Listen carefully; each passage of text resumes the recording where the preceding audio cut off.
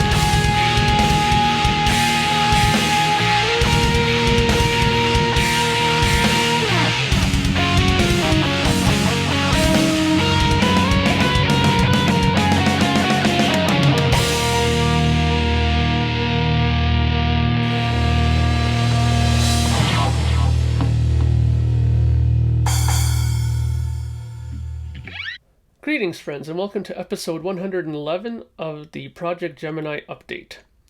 So, we're back again, another week gone, and another reveal to happen of the other bass player. The second of the 4 bass players that are going to be on this new Projekt Gemineye record. So, but before we do that, I just wanted to say thank you to everybody who watched the last episode. It did pretty good so far. Lots of people have been watching it, and they got a lot of thumbs up. Thank you very much for that. It really helps getting it out there. I see a few more people have subscribed. That's fantastic. I'm hoping the trend continues. And before we start with taking a look at our next guest bass player, I just wanted to talk a little bit about the guitar that I have in my hand here. This is my 2014 Gibson SG-J.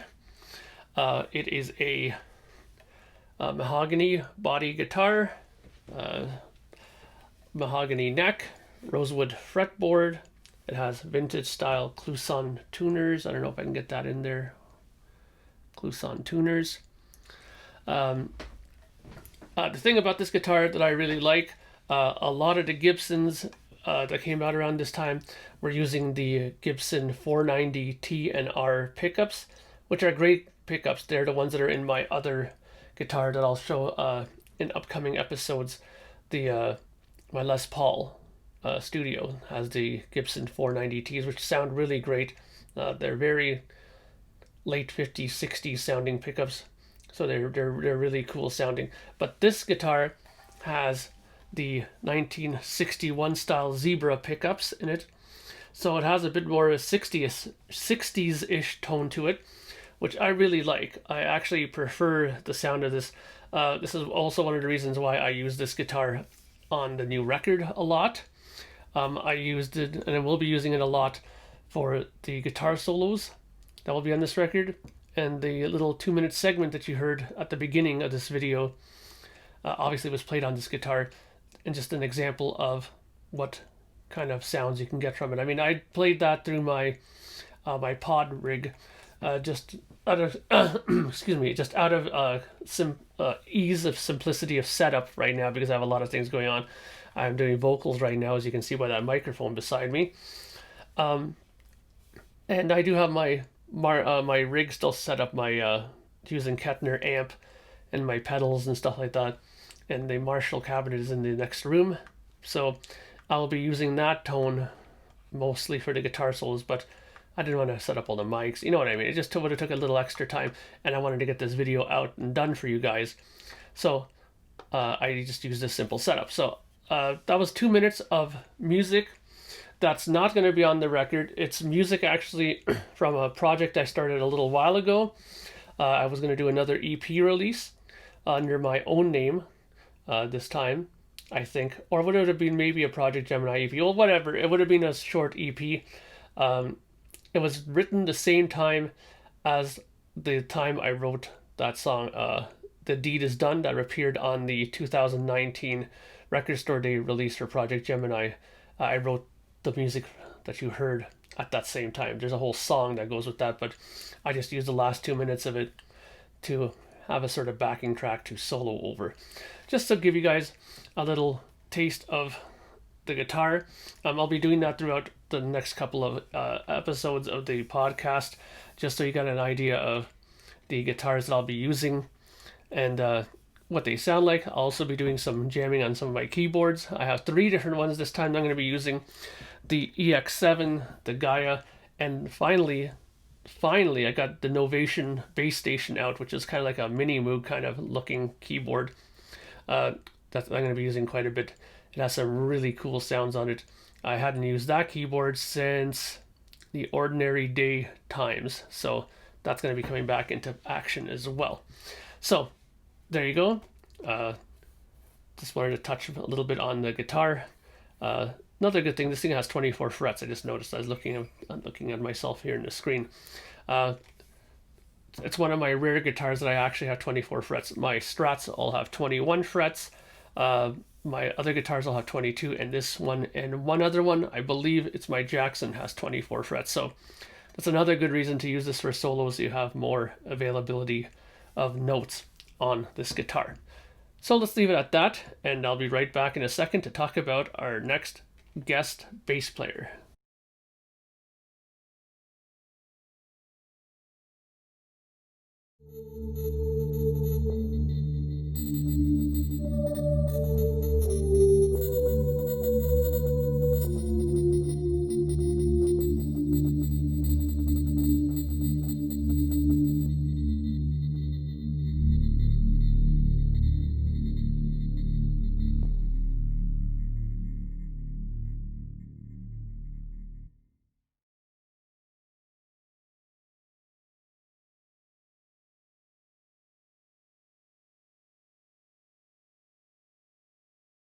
All right, and we're back to talk about this week's guest bass player that's going to be on the new Projekt Gemineye album.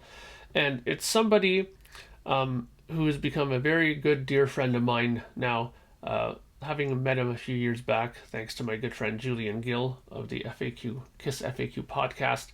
Of course, I'm talking about Mr. David Donnelly. Now, David Donnelly, to most people in the United Kingdom, is a pretty well-known and respected name in the music world. He's a multi-instrumentalist. I'm starting to notice a sort of thread here that the people that I like dealing with and working with in this project are all multi-instrumentalists. Joe is, obviously. David is. And it just seems like us multi-instrumentalists like to work with each other because I think we have an understanding of what we like and what we don't like. David has a resume the length of my arm, and I'm actually very surprised because I've known David now for a few years now.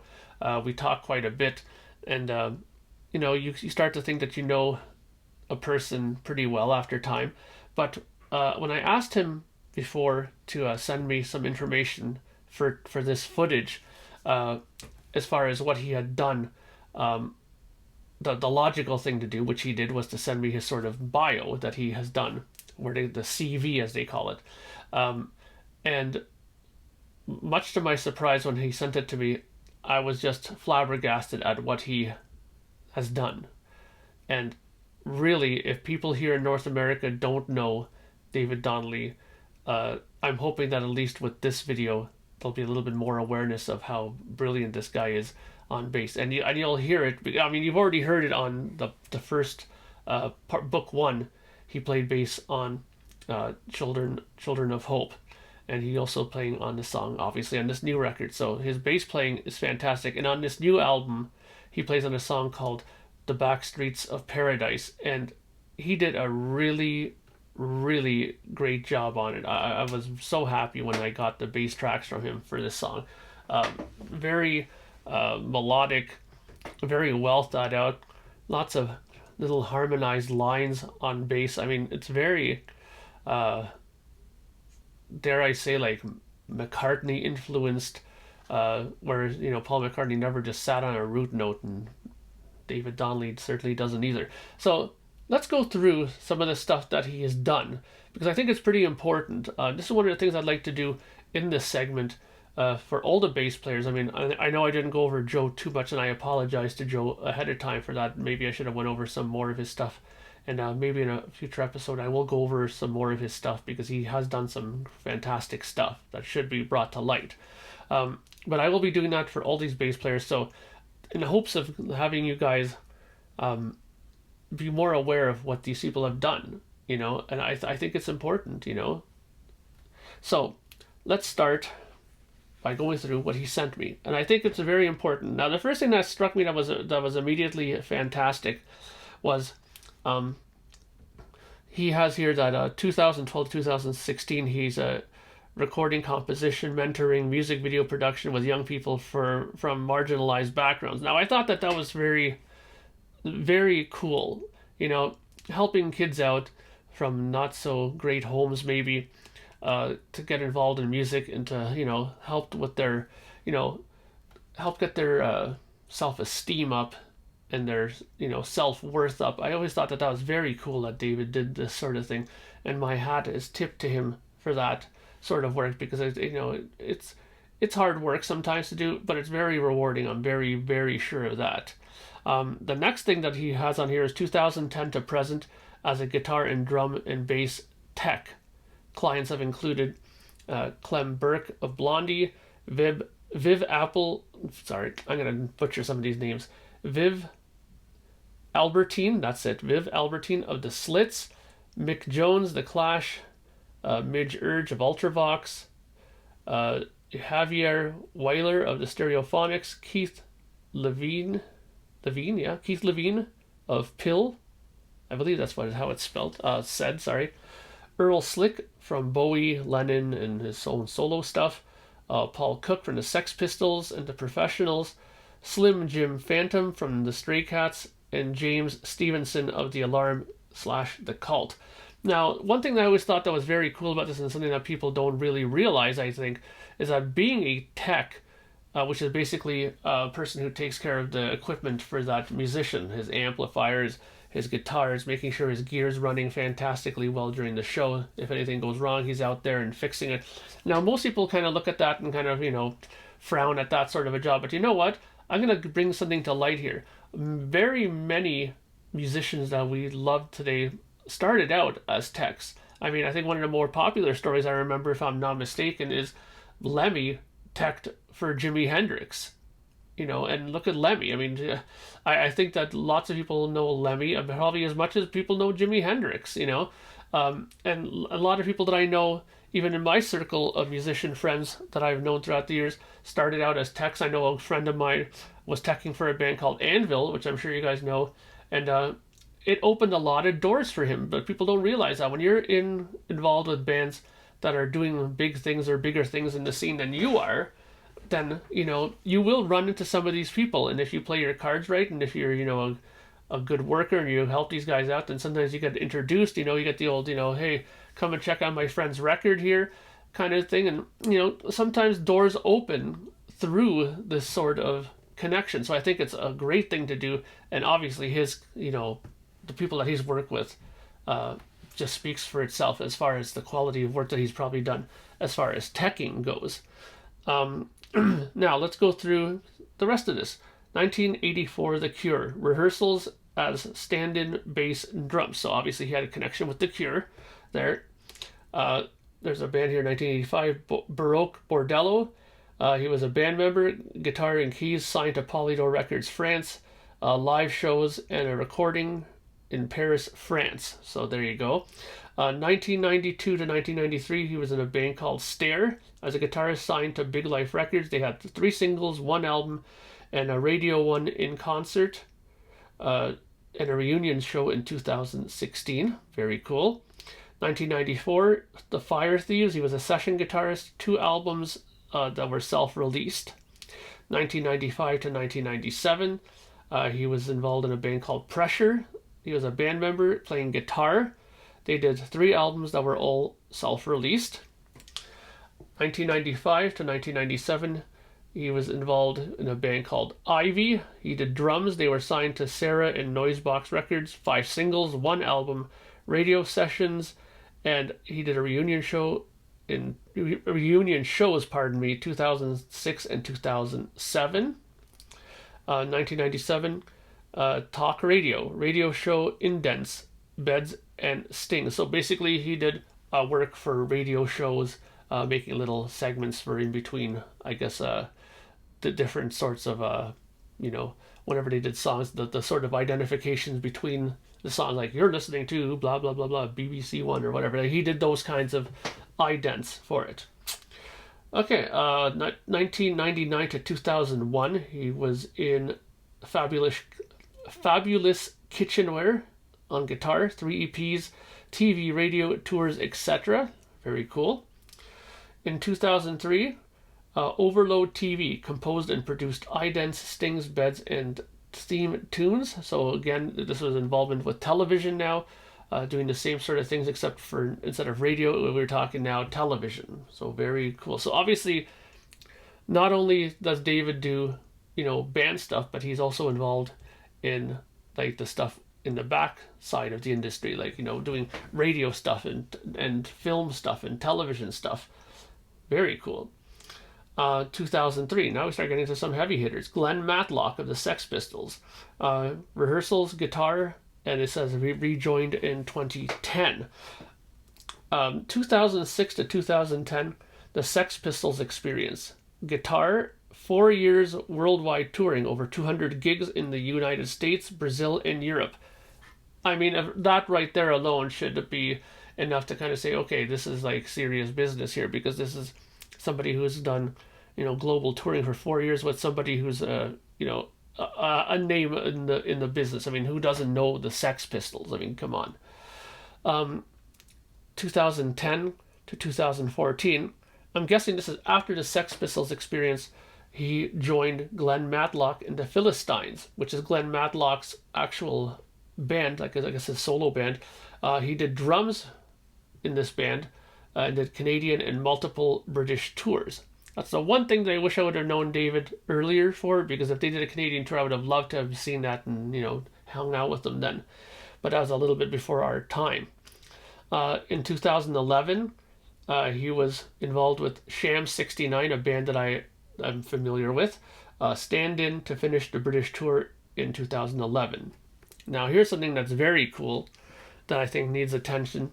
From 2013 to 2015, David was in a band called Holy Holy. Now, the name might sound familiar to you because it's a B-side song from David Bowie. And Holy Holy was a Bowie-related band that did a lot of Bowie material. And the people that were in the band all had a very strong connection to David Bowie. Featuring Woody Woodmansey, hello, on drums. We're talking like Spiders from Mars era. Bowie, that was the drummer, Woody Woodmansey. Tony Visconti, producer, who did a lot of the later Bowie records. He also played bass on The Man Who Sold the World. And he ended up being David Bowie's trusted friend and producer right up to the end, including Black Star. Steve Norman from Spandau Ballet was in the band. Lisa and Maggie Ronson. Mick Ronson, the guitar player from the Spiders from Mars, and my favorite, probably one of my favorite guitar players of all time, Mick Ronson. And I'm guessing now, I don't want to screw this up, I'm guessing one of them is the daughter and maybe wife. Now, I could be wrong. I hope I didn't screw that up. James Stevenson, and then he had, here's a name I might screw up, so forgive me. Erdal Kizikli. I know that he was involved with Bowie, obviously, as well, a big name. I'm pretty sure that it was a bass affiliation there. Terry Edwards and others, and they did 3 tours of the UK and Ireland. Holy, holy. So, fantastic. And he did play bass, and he also played a stint through as rhythm guitar as well. Then, in 2013, he was involved in something called The Passengers. Now, as you're probably noticing, I'm putting up pictures as I'm talking about some of these things, just so you have a picture of, these people. I'm not just talking about it. We have physical evidence, obviously, of this stuff, too. And in the end here, I'm going to put up a short video also that he sent me of some of the stuff that he had involvement with. Much of it I'm discussing right now. So, where was I? The Passengers, yes. 2013. He played bass. It also featured Kevin Armstrong from Iggy Pop and David Bowie. Erdal Kizikli, again, from Iggy Pop and Bowie affiliation. Andy Anderson from The Cure. Steve Norman from Spandau Ballet. Alex Zapek, solo artist. This was a one-off show in London that they did. All of these guys. Very cool. I wish I was there for that. 2014 to present, so obviously his involvement with this band is still happening. Atlantic Machine, very cool band. It's a solo project from producer and Grammy nominee Jim Lowe. 2 albums and several arena shows to date. A 3rd album is due in 2020, so I'm very excited for David with that. Atlantic Machine has done some very big shows, like, we're talking like the O2, I believe, what might have been one of the shows that he did in London, so that's pretty big stuff. 2014, he was involved with a band called Willy Nilly on drums. They did a British and Irish tour. He is a U.S. singer-songwriter, Willy Nilly. I don't think I'm familiar with him, but I'm going to definitely check it out. Like I said, some of this stuff I didn't even know that he had done. So this is fantastic to get this sort of thing. 2014, Sasha Lofman, producer-guitarist, EP. He was a producer-guitarist for the EP Taking Off, and guitarist for the Wowood Festival when he made the appearance there. I'm sorry, Sasha Lofman. 2014, Erdal Kizikli. I hope I'm not killing this guy's name. Erdal Kizikli band, UK gigs as bass player with Erdal and Lisa Ronson and Mike Connolly, Louis Carrera, and Simon Westbrook. So again, we're talking about heavy hitters. I mean, I think a lot of the problem with this is that a lot of these people are very, very well known in the circles of the UK world and even Europe, I'm very sure. That doesn't necessarily mean that translates over to North America as far as knowing some of these artists, but being in David Bowie certainly helps. 2015, he was involved in a film soundtrack. It was called Messed Up Kids. It featured Anna Schaefer. He composed, produced, and performed the full soundtrack. Very cool. 2016, another film soundtrack. The film is yet to be released. He composed, produced, and performed the soundtrack for a film called Slapper and Me. Pretty interesting. 2016. Here's something to be familiar with. Daphne Guinness. Now again, somebody who's very known in television circles as well. Daughter of the Guinness beer fortune. Co-writing and guitar on the Golden Chord album that Daphne Guinness released, which was produced by Tony Visconti. So there you go again. See the connections, how they're starting to work here? David playing with him back in Holy Holy, his involvement, and now in 2016 he gets asked to co-write and do guitar on Daphne Guinness's record. Great stuff. That leads to 2017, Dax and Roxanne. a great band, where he was producer of their debut EP and album Ticket to Rock, which was very well reviewed here. According to Powerplay magazine, it got a 9 out of 10. In Kerrang, it got a 4 out of 5. And Trax spent 40 weeks on Planet Rock radio playlists. So, again, his talent is not only drumming, bass playing. I mean, this guy is a very talented producer as well. And, for all you guys out there who might be looking for a producer, hey, maybe you should think about David Donnelly. 2017 to present, The Venus Reaction. This is his own project. I think I might have talked about it a few times actually on here. And it had David Donnelly, him, guitar, production, composer, Ed Graham of The Darkness on drums, Glenn Matlock from Sex Pistols on bass, and Amy Con... Oh, he's going to kill me that I didn't get this right. Amy Conradine from Everrain on vocals. See, sorry, I'm not very good with names. They released a clear 7-inch single, 500 copies, produced by David Donnelly, mixed by Jim Lowe of the Stereophonics. Very cool. Then in 2017, he was involved in something called Puppets to the Supreme Commander, X Darkness, bass and guitar. 3 singles, videos, and live shows. He was also a music video editor for a video called Pagan Christmas. 2018, Dax and Roxanne, producer for Junk Food Hangover single. Very cool. 2018, Time Collider, session guitarist, Hard Rock Hell Festival show. Performed in 2 promo videos as well. See, this is all really cool stuff. I mean, a lot of these things I didn't even know that he was involved with, 2018 to present, Dysfunction Media Ltd. Limited. Film and video editing, audio tech, field recording. There's another skill that obviously he has. He's involved in video editing, sound recording, and all that kind of stuff. It's just fantastic, these things that he's involved with. The C Live Collective album launch gigs, he was involved on guitar. That was in 2019. And in 2019, he got involved with this band called Projekt Gemineye. Wonder who they are. Bass on the 4th album by the Canadian progressive metal band, which is me, obviously. Vinyl and CD released in January 2020. The Cryptids, yep. Guitar session for forthcoming EP. X Darkness drummer Ed Graham's new band. Again, I might be pronouncing some of these things wrong. I really hope I'm not, because like I said, I mean, I want to do justice to David here. And we're getting here near the sort of end of the list here. Rusty Egan, who was involved in the Skids, playing all instruments for rock remix of Welcome to the Dance Floor. Very cool.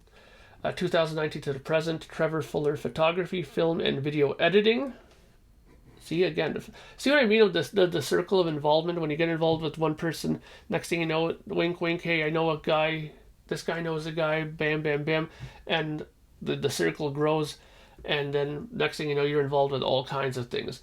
2020, film soundtrack. No info as under confidentiality. Currently composing film due in 2021. So obviously he's doing a soundtrack for a film that, you can't talk about. I can't talk about it either because I don't know what the film is. But obviously something coming out in 2021. So that's cool. Again, film soundtrack stuff, fantastic.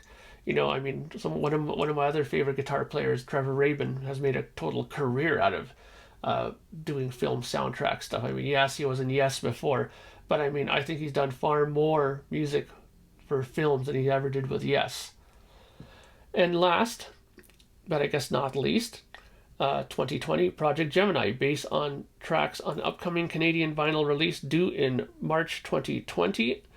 I'm guessing that he was talking about the book 1 stuff.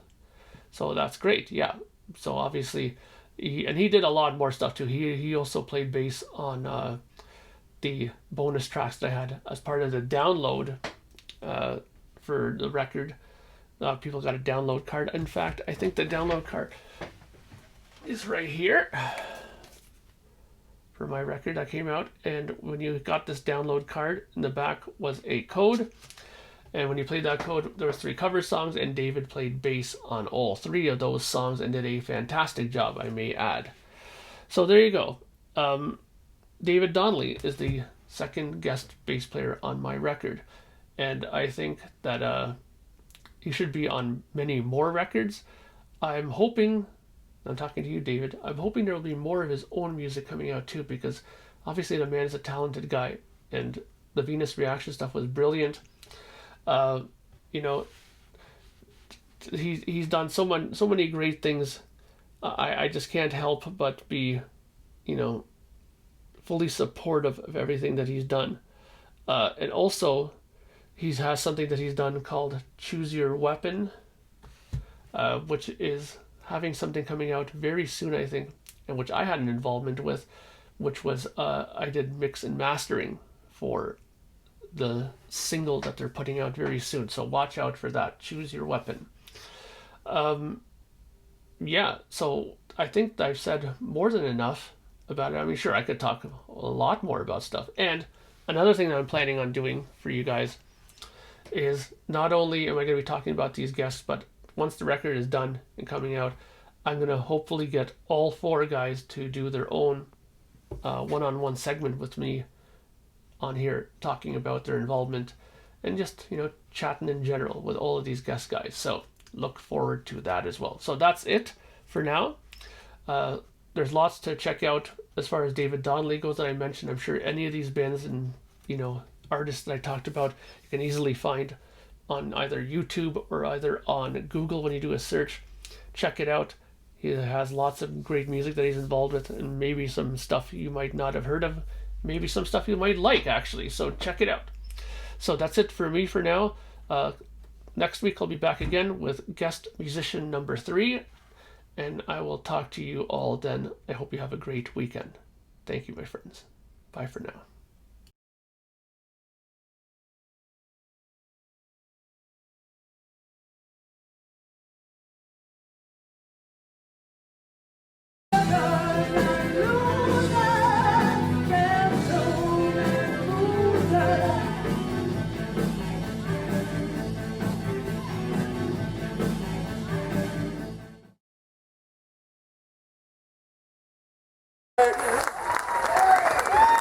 Thank you. Have a good rest of the night. The guy I cannot really, only guy I can trust my bass. Mr. David Donnelly.